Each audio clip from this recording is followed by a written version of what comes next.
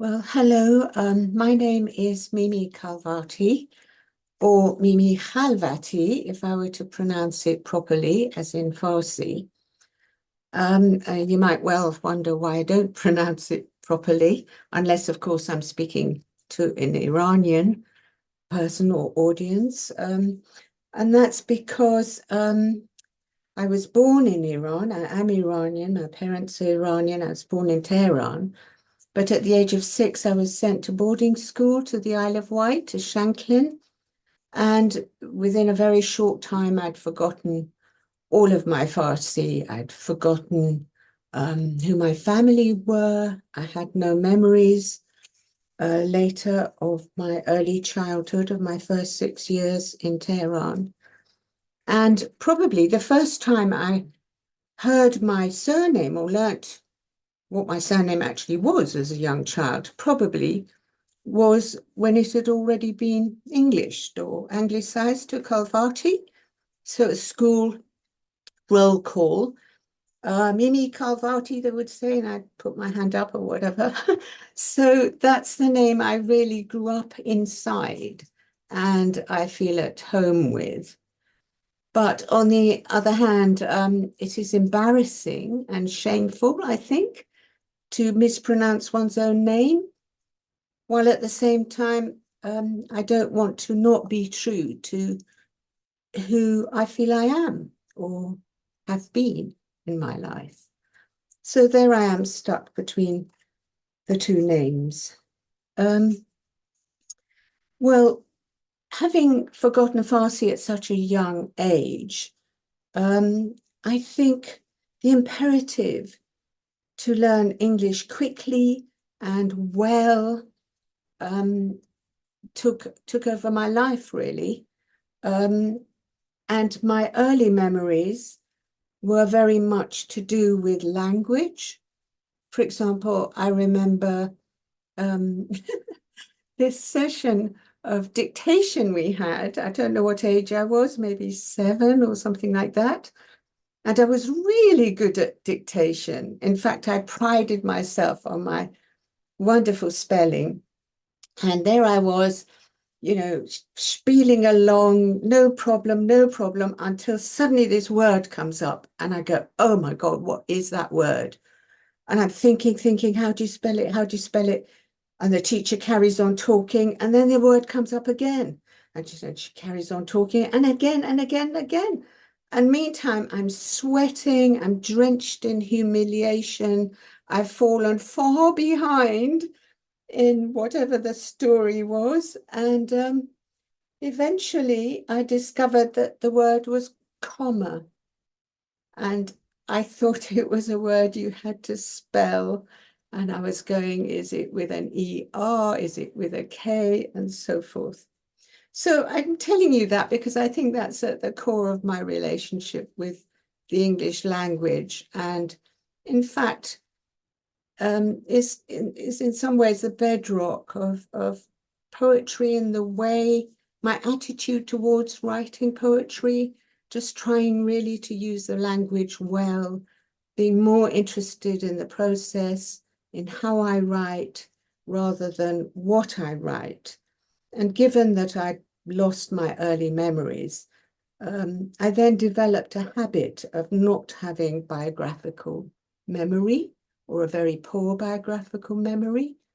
So that subject matter, I think, has never held a very central place in my mind when writing a new poem.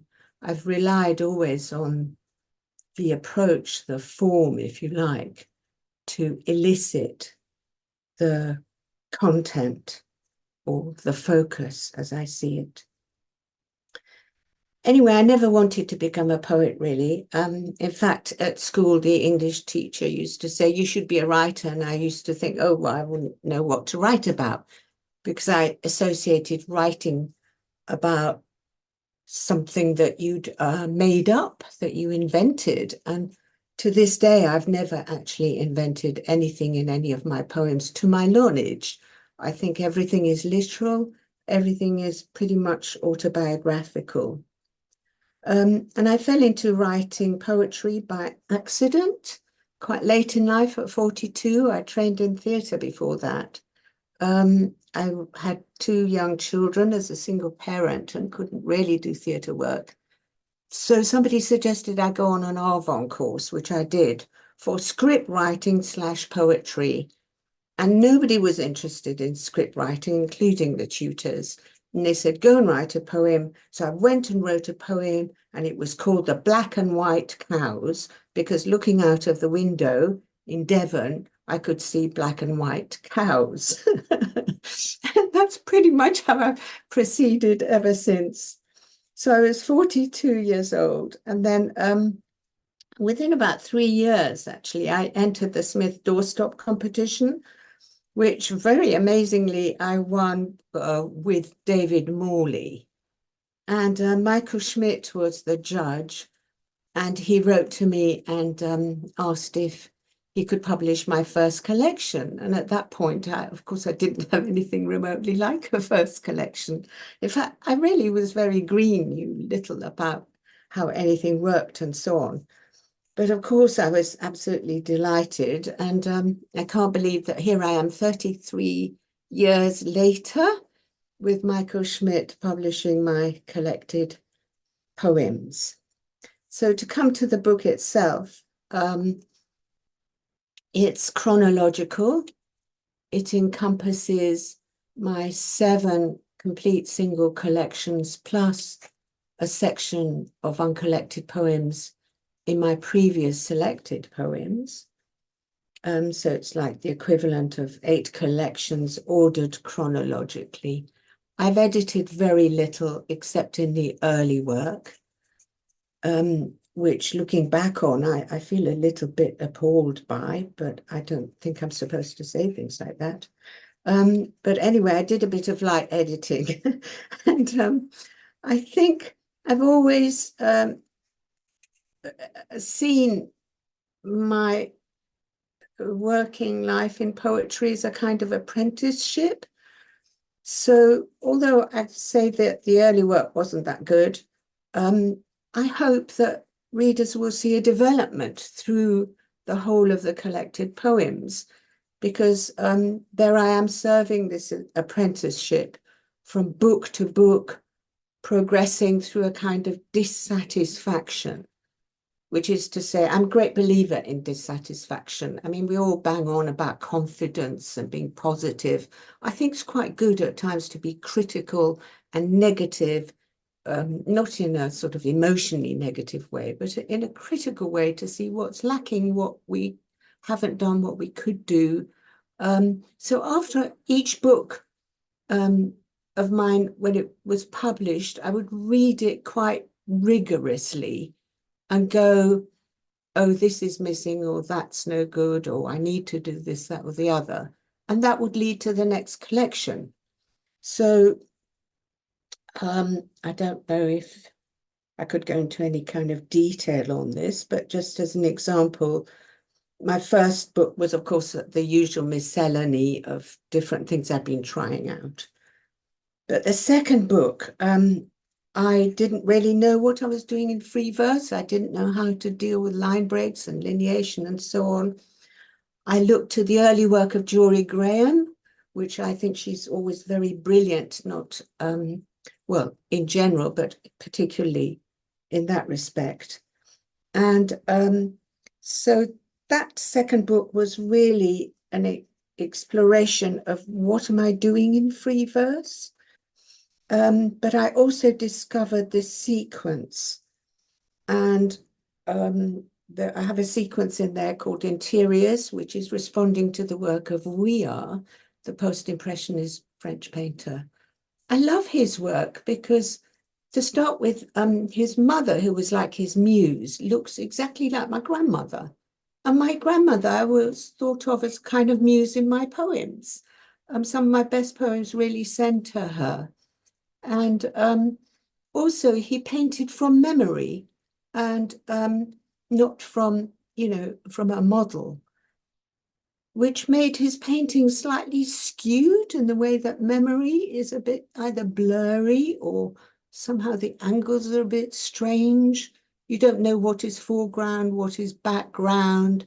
Everything in that sense is very democratic. And also I loved visually the different degree of very high patterning of textiles, of this kind of flower print and that kind of flower print, which takes me back to a sort of Islamic and Iranian aesthetic, I think. I remember the flowered house dresses the women would wear in summer, and they always had these tiny flowers. And indeed the chadors, which were not like the chadors today, all black, but white with tiny little mille fleurs all over them. Very lovely. Yes, so that came out of responding to Vuillard's work and also finding a central theme of memory and bad memory, especially, which has, I think, always been one of my concerns. Then in Entries on Light, I took my inspiration from an essay by Calvino on lightness. I'd been really writing hundreds of drafts. This is before computer days. So it was on an electric typewriter, up to 80 drafts, you know, Tipex out, this one, then that one. I was driving myself nuts. So I thought, and I wasn't that young either. I thought, well, I better get a move on and try and get some sort of speed.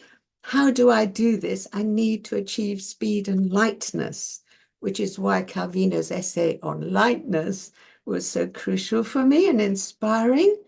And also I thought of Picasso doing his pencil sketches when he tries to get the bull all in one without lifting the pencil off the page.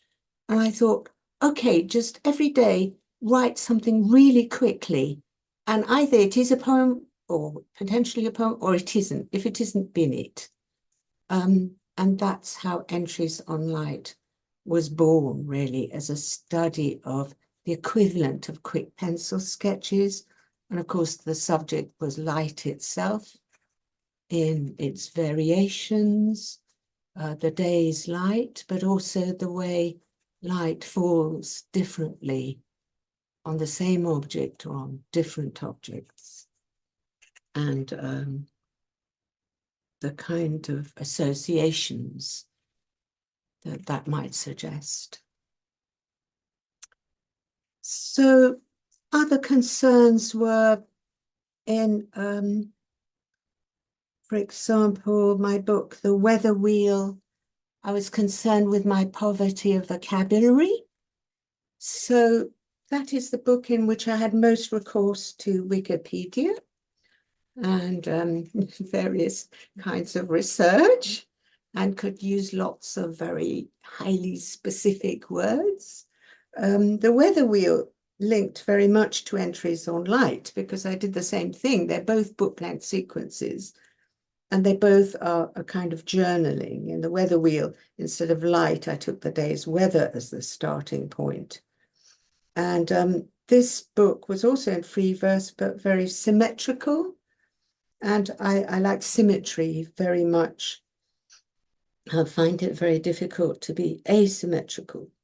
And in terms of subject in the Weather Wheel, the focus, which is another concern of mine, was on small things. And in this case, particularly small animals, and animals classified as pests, like rats and squirrels and mice and so forth. Just as in my book, The Meanest Flower, the focus was on tiny flowers and weeds. I think this has something to do with trying to conserve the child's way of perceiving things, how a child being short in height will focus on things that are at their eye level. So will tend to be small animals and flowers and so on, and focus very intently and somehow speak to a flower or listen to what a flower says. I'm interested in those kinds of silent dialogue. which maybe connect with other kinds of silent dialogue, such as the one with my grandmother, because she spoke no Farsi and I mean, no English, and I spoke no Farsi. I lived with her 3 years in Iran. We had just these silent dialogues, but I seemed to get on with her better than anyone else, which says something about language and relationships. My last collection was called Afterwardness, a term coined by Freud, which was exploring with hindsight the after effects of early trauma or displacement, in my case, and the effects of that, not in a kind of confessional or sort of, well, miserablist kind of way, but I think more objectively, really, looking at the long-term effects such as passivity or emotional flattening, or a chameleon-like adaptability, which in fact I think of as a strength, and also living a life without any real sense of your own story. In our age, when I think having a story or having a platform on which to tell your story is somehow has become so paramount, and yet with so many thousands and millions of people who are displaced, I think this sense of not being able to know where you came from, or who your tribe were, or your family, or your community, and maybe not having your first language, is becoming more and more a common experience. So my wondering about it is to do with, it is a loss, it's a terrible loss, it's a terrible void and a terrible absence, but at the same time, your life still has as much value as any other life, and your experience has as much value as any other life. And how do we honor that and celebrate that? Well, my life in England, which has been nearly all my life, I've lived in Iran only 2 short periods of 3 years, one with my grandmother in her flat in Tehran, and another 10 years later with my English husband then, who was an actor, and where my daughter was born, actually, in Tehran. So really only 2 short periods in my life have I been in Iran. The rest of the time has been lived mostly in England, and occasionally with short spells abroad. And I'll mention this because I love writing outside in the open air, on plein air. You know, I love the Impressionists. I don't care if they're on chocolate boxes. I think they're amazing. And so I connect with that sensation of light and sea air and color. And I've been very lucky to have been able almost every year to go doing courses, running retreats, either in Spain at El Nacera with Christopher North, or in Lutra in Crete, where Stuart Wills runs writing retreats. And a lot of my poems have come from those places. And indeed from that sensation, which I get even sitting outside a cafe, of being in some kind of light-filled dream space with a kind of blankness out of which a line, an image, poem might sail out of the blue and into your mind. So my last book, Afterwardness, ended with a poem about flight, about airplanes, and it started with being on an airplane as a vague memory of being on that plane that sent me to boarding school, to the Isle of Wight, and ending now in my 80th year, although I was a bit younger than that when I wrote this, looking up at the aeroplanes rather than being inside one, looking down on Earth, looking from Earth up at the sky, and it's called Vapour Trails. Staring up at pure blue from down on Earth, we see them shining in the firmament, the jets, the contrails, gliding back and forth like deep sea fish, soundless and innocent. Their exhaust particles and frozen vapors show us graphically cause and effect in the silver bullet-nosed jets, the cause, in trails like spinal X-rays, the effect. It only takes a trigger, a single flight in childhood, for example, early trauma, to stretch the bare bones of the aftermath into a lyric void beyond the finite and knowable. A via negativa, cruising at altitude on plumes of breath. Thank you.